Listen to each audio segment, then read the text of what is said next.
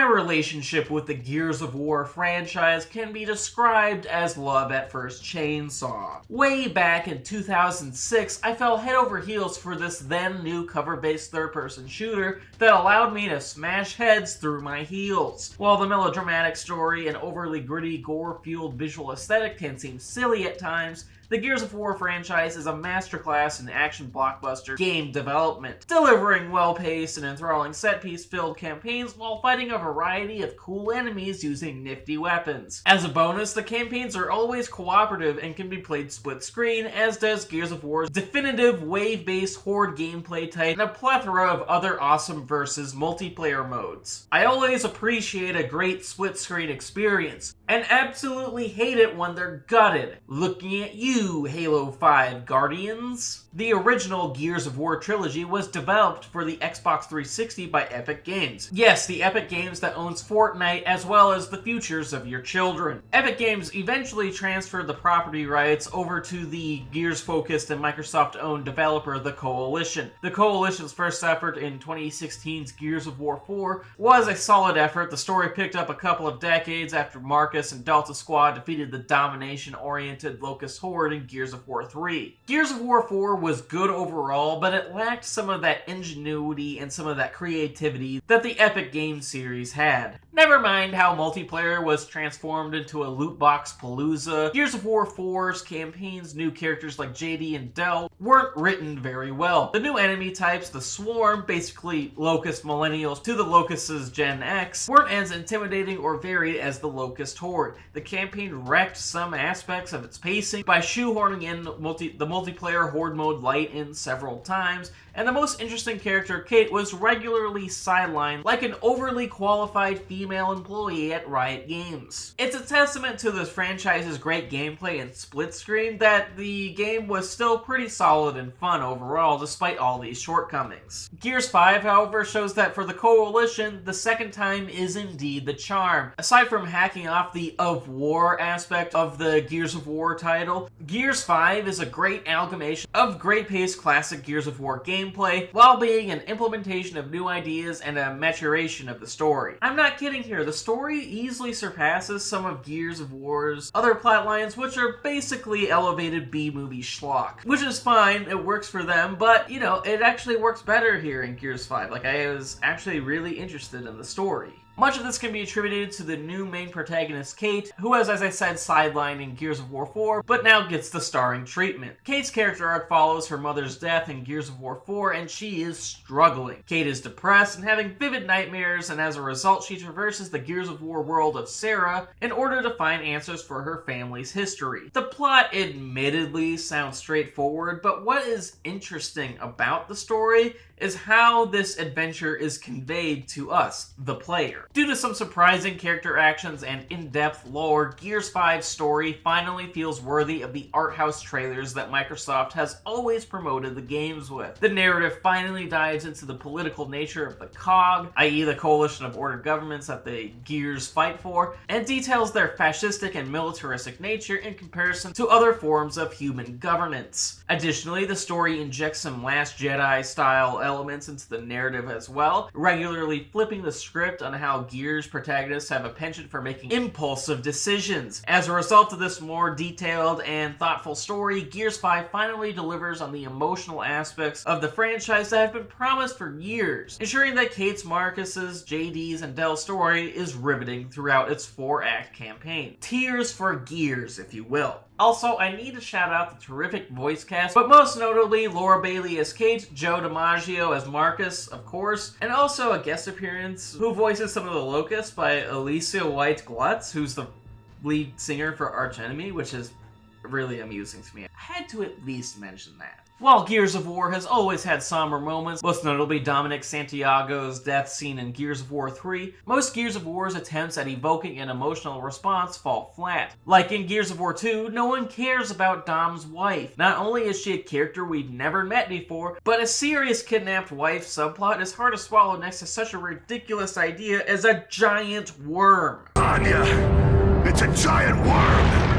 They're sinking cities with a giant worm! Gears 5, on the other hand, works and walks a high-wire act of balancing serious thematic payoff with ridiculous video game antics. As a result, Gears 5 is the first time I've really been hooked on a Gears of War story on an emotional level throughout its entire runtime. A great character piece that finally complements the balls-to-the-wall gameplay. The gameplay itself is as good as it's ever been. Gears 5 retains the series' trademarked aspects through its 4-act campaign. The cover-based mechanics remain the best in the business. Old and new weapons have a meaty weight to them that matches the satisfying flailing meat chunks they create. The Swarm offer a wide variety of enemy types to fight. The campaign can be played in split screen and is exceptionally well paced, mixing and matching stellar gunplay with cool set pieces, boss monsters, and story moments that break up the action and prevent the game from becoming stale. Also additionally worth noting is that Gears 5 does have environmental hazards. Both affect the enemy AI, the friendly AI, and the player.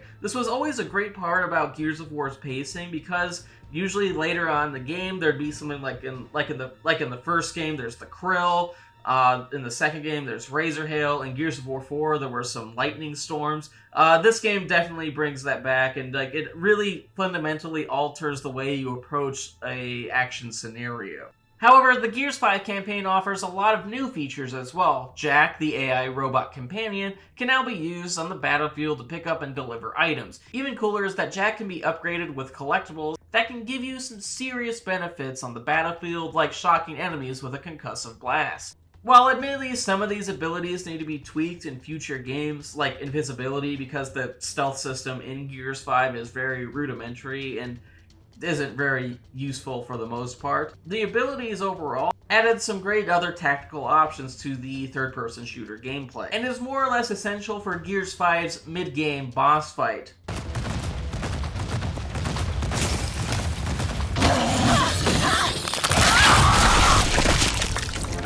Jesus Christ. Another cool aspect of the Gears 5 campaign is how the middle acts open up. While the game doesn't go open world, you do get a vehicle that allows you to traverse the environment at your leisure. Amazingly, the missions can be done at your own pace while still feeling full and fulfilling.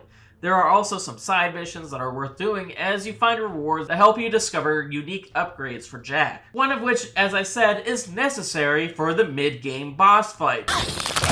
Jesus! The campaign is great overall, and even though it does end on a cliffhanger, all the character arcs are very well realized, and the finale hits you with a devastating gut punch. A giant worm! Now, Gears 5's multiplayer is really good, but also where the title stumbles a bit. Don't get me wrong, Versus multiplayer with its unique takes on classic game types, as well as Horde mode and the new Escape co-op game type, are a lot of fun.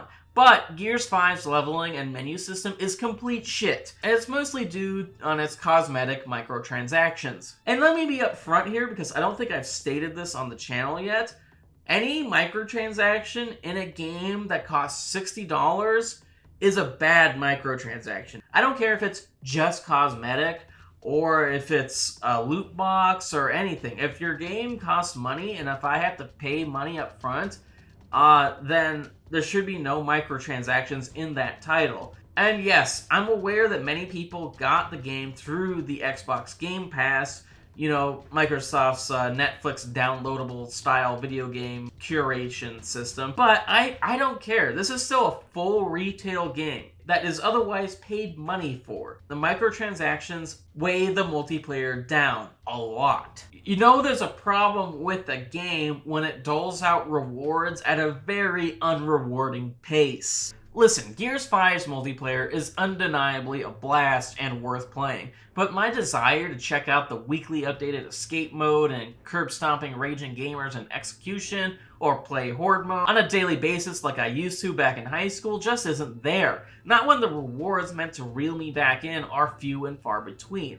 Especially with Horde mode's horrific menu system that abuses its new class-based system. The only thing that's going to cause me to come back to Gears 5's multiplayer is when I have a friend over and need something fun for a split-screen adventure. And sadly, that's going to be mostly it. Some people may say that Gears 5's microtransactions are technically an improvement over Gears of War 4's microtransactions, but it's still shit. Cosmetic transactions in a game you pay for is not acceptable. ever. No, the Coalition, your microtransactions aren't ahead of your time. They're still complete bullshit. And tank Gears 5's replayability. They actively make the game worse, because the game's level up system and menu system has to be built around it. It's overly complicated and it sucks.